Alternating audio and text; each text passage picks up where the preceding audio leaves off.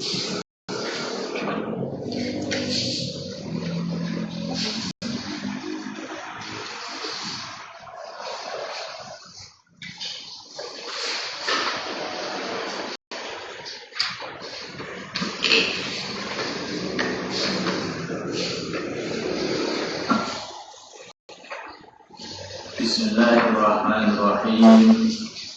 Assalamualaikum warahmatullahi wabarakatuh. Alhamdulillahirabbil alamin. Wassalatu wassalamu ala al-mab'uuthi rahmatan lil alamin. Nabiyyina wa qudwatina Muhammad ibn Abdillah wa ala alihi wa sahbihi ajma'in. Wa man sara ala nahjihi wastanna bi sunnatihi wabtada bi hadyihi ila yaumiddin, amma ba'du. Ikhwani fiddin rahimani wa rahimakumullah. Alhamdulillah, kita panjatkan puji syukur kita kepada Allah Subhanahu wa taala kembali memberikan kepada kita sekalian nikmat, rahmat dan hidayahnya, sehingga kembali kita bisa duduk bersimpuh berkumpul di rumah Allah Subhanahu wa taala, bermudzakarah, saling ingat mengingatkan, sebagaimana hal tersebut merupakan perintah dari Allah Subhanahu wa taala, wa dzakir fa inna dzikra tanfa'ul mu'minin, dan ingatkanlah, sesungguhnya peringatan bermanfaat bagi orang-orang yang beriman. Alhamdulillah, segala puji bagi Allah telah memberikan kemudahan bagi kita untuk bisa melanjutkan kajian kita petang kali ini. Dan alhamdulillah telah kita kaji bersama kitab yang sebelumnya, yaitu Al-Qasidah Al-Hadiyah, syair-syair yang diakhiri dengan huruf H, yang dikumpulkan, yang disusun oleh Asy-Syaikh Hafidz bin Ahmad Al-Hakami rahimahullah. Dan berikutnya insyaallah taala akan kita kaji bersama sebuah risalah yang berjudul As-Sayr Ilallah wa Daril Akhirah, perjalanan menuju Allah dan negeri akhirat, yang ditulis oleh Al-Allamah Al-Imam Abdurrahman bin Nasir As-Sa'di rahimahullahu ta'ala. Baik, kita baca Muqaddimah Al-Musannif, pendahuluan dari penulis. Bismillahirrahmanirrahim. Muqaddimatul Musannif. Alhamdulillahirabbil alamin. Wassalatu wassalamu ala Muhammadin wa alihi wa sahbihi ajma'in.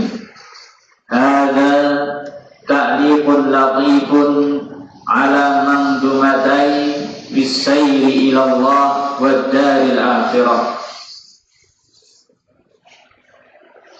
Segala puji bagi Allah, Rabb semesta alam. Salawat dan salam kepada Muhammad dan keluarga beliau dan para sahabat beliau semuanya. Ini adalah catatan ringkas terhadap dua kumpulan syair, yaitu Bisairi ilallah wa daril akhirah, tentang perjalanan menuju Allah dan negeri akhirat, yang berisikan bagaimana sikap dan pendirian seorang hamba, seorang muslim, seorang mukmin ketika mengarungi kehidupan dunia. Dikarenakan kehidupan dunia sejatinya adalah perjalanan hidup menuju Allah Subhanahu wa ta'ala, yang merupakan jembatan menuju negeri akhirat. Dunia bukanlah negeri abadi, negeri yang terakhir, namun dunia adalah negeri ibtila wal imtihan, negeri cobaan dan ujian,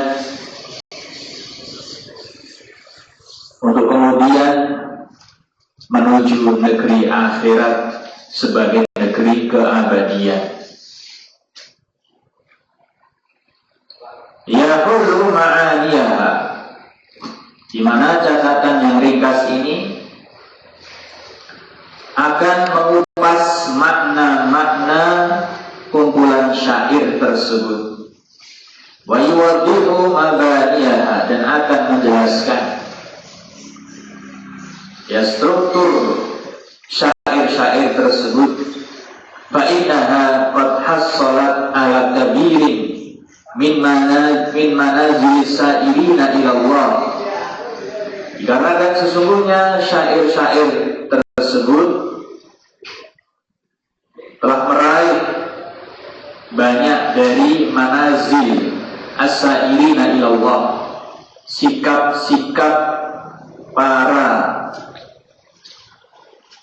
atau orang-orang yang berjalan menuju Allah Subhanahu wa ta'ala, allati tusilu sahibaha ila jannatin na'im, yang akan menyampaikan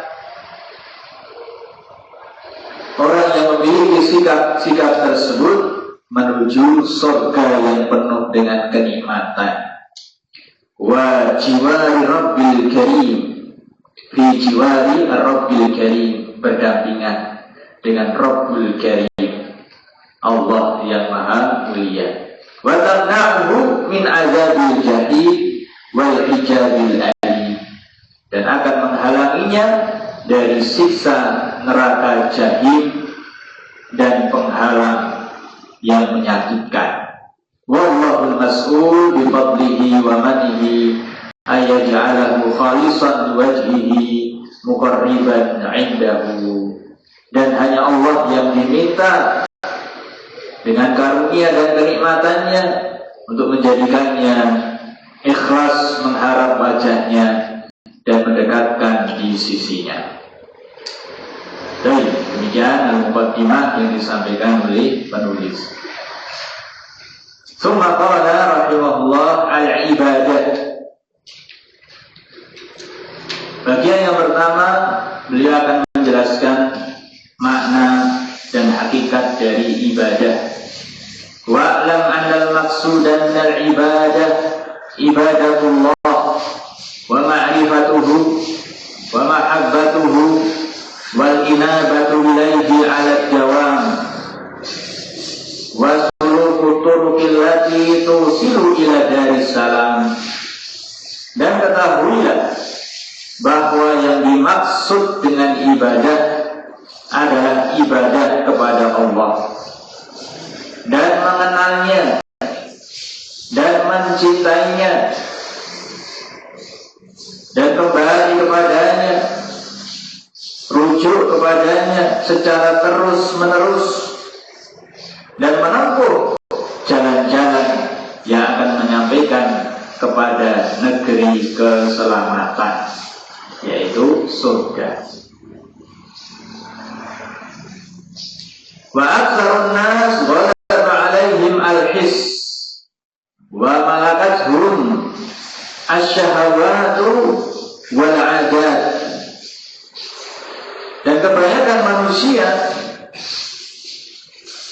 dikuasai oleh al-hiss, ya perkara yang dohir, ya baik itu berupa barakallahu fikum harta, ya, ataupun berupa penampilan, ya, fisik, dan yang lainnya dari perkara-perkara al-his, kebendaan, ya, sehingga muncul paham materialisme, segala sesuatu dinilai dari apa? Kebendaan, dari harta, dari materi. Wa malakathum asy-syahawat wal 'adat, dan kebanyakan manusia dikuasai oleh syahwat dan kebiasaan mereka. Malam yarfa'u bihadzal amri ra'san, mereka tidak peduli akan akibat dari perkara itu. Wala ja'aluhu li binaihim asasa, dan mereka tidak menjadikan fondasi ya untuk bangunan kehidupan mereka yang baik. Bal a'radu anhu istighalan bi syahawatihim, bahkan mereka berpaling darinya karena tersibukkan dengan syahwat-syahwat mereka. Wa tarakuhu 'uqufan ala muradatihi, dan mereka meninggalkan urusan mereka untuk kemudian terus ya menuruti keinginan-keinginan mereka, hawa nafsu mereka. Walam yantahu istidraki ma fatahum fi awqatihim, dan mereka tidak berhenti ya, tidak mau berhenti untuk mengejar mendapatkan apa yang terlewat dari mereka pada waktu-waktu mereka. Artinya mereka tidak mau rugi dalam perkara dunia. Apa yang belum mereka dapatkan, cita-cita yang belum mereka dapatkan dari perkara duniawi, terus mereka kejar. Waktu yang terbuang mereka ganti dengan yang lainnya. Ya, tidak ada kata istirahat ya untuk mengejar keinginan mereka dalam perkara dunia. Fahum fi jahlihim wa dhulmihim hairun, sehingga mereka menjadi orang-orang yang bingung, tidak tahu arah di dalam kejahilan mereka dan kezaliman mereka. Wala huduri anfusihim asyahilah anillah mukibuna wa an dzikri rabbihim ghafilun, dan mereka pun tersibukkan dari Allah untuk memenuhi tujuan-tujuan diri mereka. Mereka tertelungkup, lalai dari mengingat Rabb mereka. Walimasalihi dinihim mubayyi'un, dan mereka menelantarkan kemaslahatan agama mereka, meninggalkan kewajiban ya, menerjang keharaman dan larangan. Wa fi sukri ishqil ma'lufat haimun, dan mereka pun berada di dalam sukri ishqil ma'lufat ya, berada dalam kondisi mabuk cinta terhadap perkara-perkara yang telah biasa mereka lakukan. Itulah tujuan hidup mereka. Nasullaha fa nasiyahum, nasullaha fa ansahum anfusahum, ulaika humul fasiqun. Mereka lupa kepada Allah, mereka meninggalkan Allah, sehingga Allah pun meninggalkan mereka. Mereka itulah orang-orang yang berbuat kefasikan. Walam yatanabbah min hadhihi ar-raqadah al-'azimah wal musibah al-jasimah illa qalilun minal uqala, dan tidak ada yang tersadar, tidak ada yang terbangun dari tidur yang panjang ini dan dari musibah yang dahsyat ini, kecuali sangat sedikit sekali dari orang-orang yang berakal. Wa nadir minan nubala, tidak ada yang tersadar dari tidur yang panjang ini, musibah yang dahsyat ini, kecuali yang sangat sedikit, yang sangat langka dari orang-orang yang cerdas. Banyak yang cerdas dari sisi ilmu dunia ya, tapi tidak cerdas dalam masalah ini. Fa'alimu annal qasarata kullal qasarati al-ishtighal bima la yujdi ala sahibihi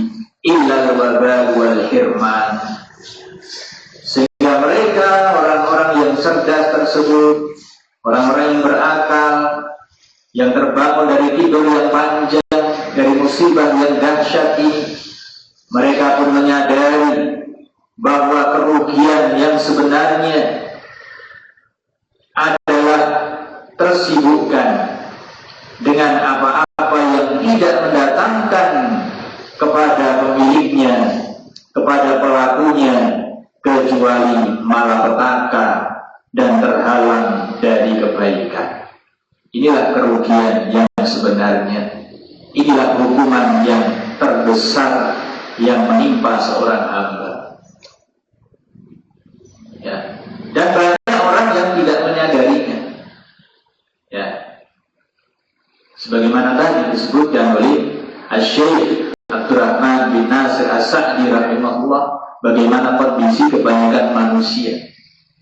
Ya, dikuasai oleh syahwat, oleh kebiasaan-kebiasaan yang jelek, ya, oleh al-his, perkara kebendaan, ya, sehingga itu melalaikan mereka dari berzikir kepada Allah, bahkan cenderung meninggalkan kewajiban dan melanggar keharaman, sekalipun mereka mendapatkan dunianya. Ya, bahkan di antara mereka ada yang ujub terhadap dirinya, ini saya tidak pernah sholat, tidak pernah puasa, tapi saya punya semuanya. Saya mau raih cita-cita saya, punya ini dan itu. Mana buktinya kalau Allah itu akan menghadap, menyiksa orang-orang yang meninggalkan kewajiban? Ini buktinya saya hidupnya nyaman, tentram, enak, semuanya ada. Dia tidak sadar bahwa kerugian terbesar, siksa terberat yang menimpa hamba, sebagaimana dijelaskan oleh Syekh di sini, apa? Yaitu apa? Tersibukkan dari berzikir kepada Allah Subhanahu wa Ta'ala, jauh dari Allah. Itulah kerugian yang sebenarnya. Wala yu'awwidu mimma yu'ammilu illa al-khusran, dan tidak ada yang menggantikannya dari apa-apa yang dia harapkan kecuali kerugian. Fa'asarul kamila ala naqis, sehingga orang yang tersadar, orang yang terbangun dari itu semuanya, mereka akan mendahulukan yang sempurna, yaitu Allah dan negeri akhirat, surga, ala naqis, daripada sesuatu yang bersifat kurang, dunia yang fana, ya, dengan berbagai macam kenikmatannya. Wa ba'ul fani bil baqi, sehingga mereka menjual sesuatu yang fana, yang akan lenyap, akan hilang, akan habis, dengan sesuatu yang baqi, sesuatu yang terus ada, abadi selama-lamanya. Mereka mengorbankan sesuatu yang akan lenyap, yaitu dunia, untuk diganti dengan sesuatu yang abadi, yaitu Allah dan negeri akhirat. Wa tahammalu ta'ibat taklif wal ibadah, dan mereka pun akan menanggung, memikul lelahnya pengorbanan dan ibadah, hatta sarat lahum lidzatan wa adatan, hingga itu semuanya berubah menjadi kelezatan dan kebiasaan. Yang namanya ibadah pada asalnya itu ditolak oleh jiwa setiap orang. Yang namanya iman itu pada asalnya pahit. Tapi ketika seorang itu tersadar bahwa dunia ini adalah negeri ujian dan cobaan, yang fana dan yang abadi adalah Allah dan negeri akhirat, mereka pun bersabar, tekun telaten, ya, tidak bosan, menahan rasa lelah, menahan capek, untuk menjalankan syariat dan ibadah, hingga itu menjadi suatu kelezatan dan kebiasaan. Sumasaru ba'da dzalika sadatan, kemudian mereka setelah itu menjadi sadah, muhibbin. Fasma sifatihim wasta'in billah alal ittisabi biha. Maka dengarkanlah dengan seksama sifat-sifat mereka. Siapa? Itu tadi ya, yang sangat sedikit dari orang-orang yang cerdas, yang langka dari orang-orang yang memiliki akal, yang terbangun dari tidur yang panjang, dari musibah yang dahsyat, yaitu mereka yang mengalahkan barakallahu fikum hududi nafsihi, mengalahkan keinginan-keinginan hawa nafsunya yang menyibukkan dari Allah Subhanahu wa ta'ala. Apa saja sifat-sifat mereka akan disebutkan oleh Syekh rahimahullah ta'ala ya, pada bait-bait yang beliau susun.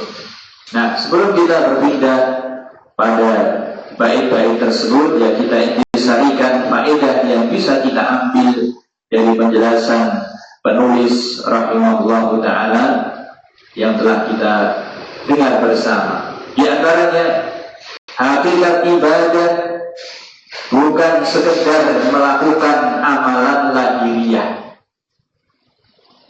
Ya, ibadah tidak hanya sekedar amalan lahiriah berupa sholat, puasa, haji, sedekah, zakat. Tetapi ibadah kepada Allah itu mencakup ma'rifatullah, mengenal Allah. Demikian pula mahabbatullah, mencintai Allah. Demikian pula al-inabah ilallah ala dawam, ya, rujuk kepada Allah dengan terus-menerus, selalu mengharap ridha Allah. Orientasi hidupnya adalah apa? Ridha Allah Subhanahu wa ta'ala. Faedah yang berikutnya, penyebab terbesar kelalaian manusia adalah syahwat, hawa nafsu, dan kebiasaan buruk. Inilah penyebab terbesar kelalaian manusia. Yang berikutnya, orang yang melupakan Allah akan dihukum dengan lupa terhadap maslahat dirinya sendiri. Ya, orang yang lupa, yang lalai, yang meninggalkan Allah akan dihukum dengan lupa dan lalai terhadap maslahat dirinya sendiri. Sebagaimana dalam surat Al-Hasyr ayat 19 yang tadi kita baca dan dengarkan bersama. Nasullah fa'ansahum anfusahum. Mereka lalai dari Allah, meninggalkan kewajiban, menerjang keharaman. Akhirnya apa? Allah buat mereka lalai terhadap diri mereka sendiri, sehingga tidak tahu mana yang baik, mana yang buruk, mana yang maslahat, mana yang mafsadat untuk diri mereka sendiri. Bahkan Allah gambarkan dalam Al-Quran, mereka itu lebih sesat daripada binatang. Ya, orang yang lalai dari Allah, meninggalkan Allah, itu lebih sesat ya daripada binatang. Kalau binatang masih tahu mana yang bermanfaat bagi dirinya, mana yang bermudarat. Nah, adapun orang yang lalai dari Allah sudah tidak bisa membedakan mana yang manfaat, mana yang maslahat, dan mana yang mudarat, yang berbahaya bagi dirinya sendiri. Walaqad darabna li jahannama katsiran minal jinni wal ins lahum qulubun la ya'qiluna biha. Allah berfirman dalam Al-Quran, sungguh telah kami isi neraka jahanam dengan banyak manusia dan jin. Mereka punya qalbu tapi tidak digunakan untuk berpikir. Ya, lahum qulubun la yafqahuna biha wa lahum a'yunun la yubsiruna biha. Mereka juga diberi Allah penglihatan, tapi tidak digunakan sebagaimana mestinya. Allah Ta'ala berikan kepada mereka telinga, tapi tidak digunakan sebagaimana mestinya. Di akhir ayat tersebut Allah jelaskan, ya, mereka itulah orang-orang yang lebih sesat daripada binatang. Ulaika kal an'am bal hum adall. Mereka itu seperti binatang, bahkan lebih sesat lagi. Fanas'alullah as-salamah wal afiyah. Ya, sehingga orang yang melalaikan Allah, meninggalkan kewajiban, maka akan dihukum oleh Allah. Dia akan lalai dari maslahat untuk dirinya sendiri. Tidak tahu mana yang manfaat, mana yang mudarat bagi dirinya sendiri. Faedah yang berikutnya, kerugian yang sebenarnya bukan dengan kehilangan dunia, tetapi kehilangan kesempatan untuk beribadah dan mendekat kepada Allah Subhanahu wa Ta'ala. Kerugian yang terbesar bukanlah ketika seseorang itu kehilangan dunia, tapi kerugian yang terbesar adalah ketika seseorang kehilangan kesempatan untuk beribadah dan mendekat kepada Allah Subhanahu wa Ta'ala. Faedah yang berikutnya, ibadah yang pada awalnya mungkin terasa berat, tetapi dengan kesabaran akan berubah menjadi kenikmatan, akan berubah menjadi kebiasaan yang baik dan menjadi sumber kebahagiaan. Dikarenakan jiwa butuh untuk dipaksa, sehingga dikenal istilah mujahadatun nafs, berjihad melawan hawa nafsu.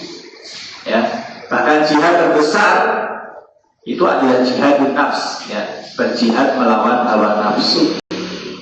Al-ammar bisu, yang selalu mengajak, menyeru kepada kejelekan, malas ibadah, senang dengan perkara yang haram, dosa, maksiat. Ya, jiwa butuh mujahadah, ya, dilawan, dikekang dan dipaksa. Awalnya Allah berat, tapi dengan kesabaran akan berubah menjadi kenikmatan, kebiasaan baik dan sumber kebahagiaan. Faedah yang berikutnya, orang yang berakal adalah yang meninggalkan kesenangan sementara demi kebahagiaan yang kekal di akhirat. Hakikat orang yang berakal, yang cerdas itu siapa? Yaitu orang yang meninggalkan kesenangan sementara demi kebahagiaan yang kekal di akhirat. Oleh karena itu, baginda Nabi kita Muhammad Sallallahu Alaihi Wasallam beliau bersabda, al-kayyisu man dana nafsahu wa amila lima ba'dal maut. Orang yang cerdas adalah orang yang mengintrospeksi dirinya dan beramal untuk kehidupan setelah kematian. Faedah yang berikutnya, kebahagiaan sejati tidak diperoleh dengan mengikuti syahwat. Kebahagiaan sejati tidak diperoleh dengan mengikuti syahwat, tetapi dengan ketundukan dan penghambaan kepada Allah Subhanahu wa Ta'ala. Semoga Allah menjadikan kita termasuk orang-orang yang memperoleh dan meraih kebahagiaan sejati tersebut. Allahumma amin. Baik. Berikutnya Asy-Syaikh menyebutkan syair beliau dengan mengatakan, sa'idal ladzina tajannabu subular rada wa tayammamu limanazil ridwani. Berbahagialah orang-orang yang menjauh dari jalan-jalan kebinasaan,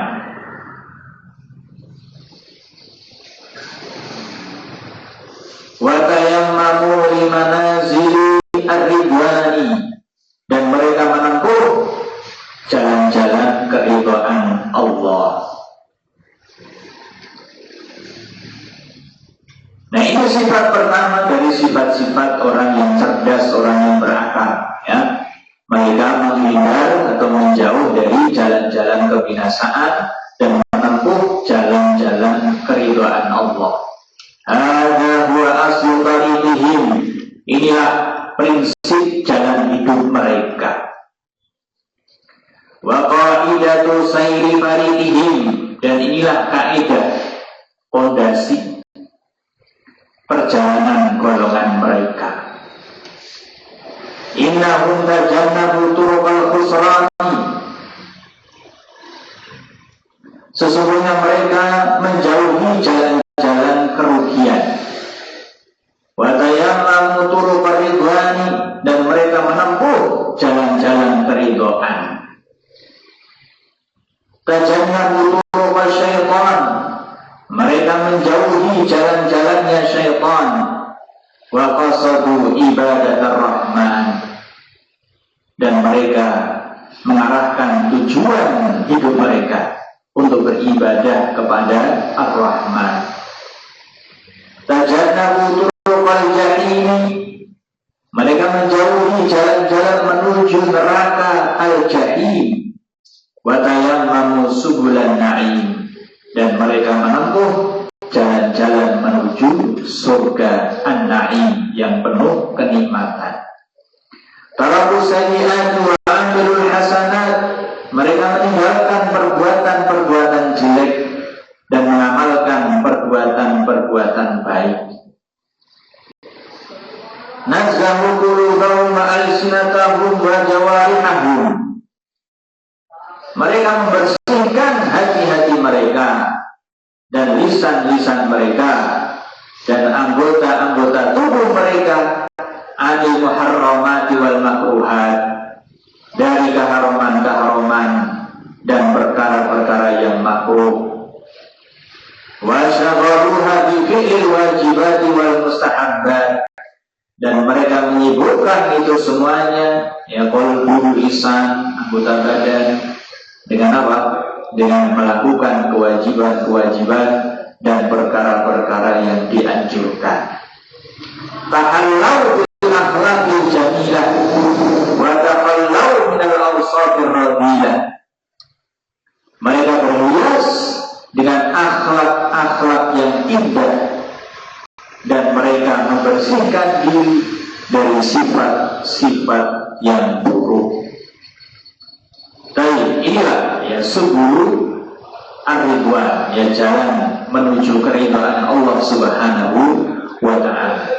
Sehingga bisa kita intisarikan apa yang dijelaskan oleh Asy-Syaikh rahimahullah ta'ala, bahwa hakikat perjalanan seorang mukmin itu adalah dua. Hakikat perjalanan seorang mukmin itu dua. Yang pertama, meninggalkan jalan-jalan kebinasaan. Yang kedua, menempuh jalan-jalan yang mendatangkan keridhaan Allah. Inilah ya prinsip hidup mereka, orang yang beriman, ya, meninggalkan jalan-jalan kebinasaan dan menempuh jalan-jalan menuju keridhaan Allah. Yang kedua, tazkiyatun nafs, mensucikan jiwa, itu memiliki dua sisi. Bagaimana seorang itu mewujudkan tazkiyatun nafs, membersihkan dan mensucikan jiwa, yang Allah Ta'ala perintahkan dalam beberapa ayat dalam Al-Quran, yang diantaranya surat Al-A'la. Ya, Allah Ta'ala berfirman dalam Al-Quranul Karim, ya, dalam surat Al-A'la dan dalam surat Al-Lail, fa'amma man a'ta wattaqa wa saddaqa bil husna fasanuyassiruhu lil yusra. Barang siapa yang memberi dan membenarkan adanya surga, maka akan kami tempuhkan dia jalan menuju kemudahan, yaitu surga. Nah, tazkiyatun nafs, mensucikan jiwa, itu memiliki dua sisi. Yang pertama, at-taqiyah, membersihkan diri dari dosa, syirik, bid'ah, dan akhlak yang tercela. Ya, tazkiyatun nafs itu bisa terwujud dengan dua cara atau dengan dua sisi. Yang pertama apa? Takhliyah, artinya pembersihan diri dari berbagai bentuk dosa, mulai dari syirik, bid'ah, dan akhlak yang tercela. Yang kedua, at-tahliyah, artinya adalah menghiasi diri dengan iman, amal saleh, dan akhlak yang mulia. Dengan dua sisi ini, seorang akan mewujudkan tazkiyatun nafs, membersihkan dan mensucikan dirinya. Qad aflaha man tazakka, sungguh telah beruntung orang yang membersihkan jiwanya. Dalam ayat yang lain, qad aflaha man zakkaha, telah beruntung orang yang mensucikan jiwanya. Nah, bagaimana cara membersihkan jiwa? Dengan dua sisi ini. At-takhliyah, ya bil kha, dengan huruf kha, dan tahliyah dengan huruf ha. Membersihkan diri dari dosa, syirik, bid'ah, dan sifat tercela, dan menghiasi diri dengan iman, amal soleh, dan akhlak yang mulia. Yang ketiga, syarat diterimanya amalan itu ada dua. Ya, syarat diterimanya amalan ada dua. Yang pertama apa? Ikhlas. Yang kedua mutaba'ah, mengikuti sunnah Nabi alaihi salatu wassalam. Nah, poin ini akan ditekankan, dikuatkan pada syair yang berikutnya. Beliau mengatakan, wa humul ladzina akhlasu fi masyihim mutasyarri'ina bi syir'atil iman. Maka mereka lah orang-orang yang ikhlas dalam perjalanan mereka. Mereka menjalankan syariat keimanan. Hatanil qaidatan wa humal ikhlas wal mutaba'ah syartun li kulli ibadatin dhahiratin wa batinah.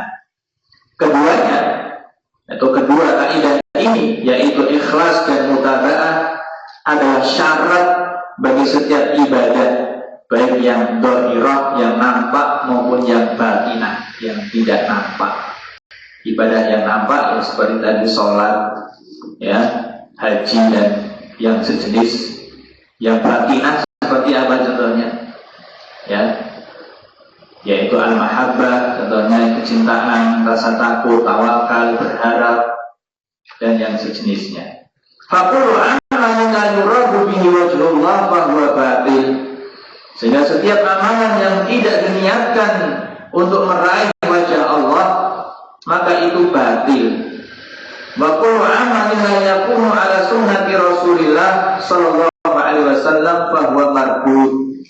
Dan setiap amalan yang tidak dibangun di atas sunnah Rasulullah sallallahu alaihi wasallam, maka amalan itu tertolak. Fa idza istama'a al-amal al-ikhlas lil ma'bud wa huwa an yurada bil amal wajhullah wahda wal mutaba'atu lir rasul wa huwa an yakuna al-amal qad umira bihi fa hadha huwa al-amal al-maqbul. Maka apabila terkumpul pada amalan, ya, yang pertama ikhlas untuk mengharapkan ridha dan pahala dari yang disembah, yaitu Allah. Maknanya diniatkan dengan amalan itu wajah Allah semata. Dan yang kedua, mutaba'ah, mengikuti Rasul sallallahu alaihi wasallam, yaitu amalannya itu memang benar-benar diperintahkan, dituntunkan. Fahada wal amalul maqbul. Maka inilah amalan yang diterima oleh Allah Subhanahu wa ta'ala. Ya, banyak dalilnya, baik dalam Quran maupun Sunnah, yang menjelaskan tentang prinsip ini. Kita lanjutkan pada pertemuan yang berikutnya insyaallah. Wallahu ta'ala a'lam bishawab. Wa sallallahu wa sallam wa baraka ala nabiyyina Muhammad wa ala alihi wa wa sahbihi wasallam. Subhanakallahumma bihamdika asyhadu an la ilaha illa anta astaghfiruka wa atubu ilaik. Wassalamualaikum warahmatullahi wabarakatuh.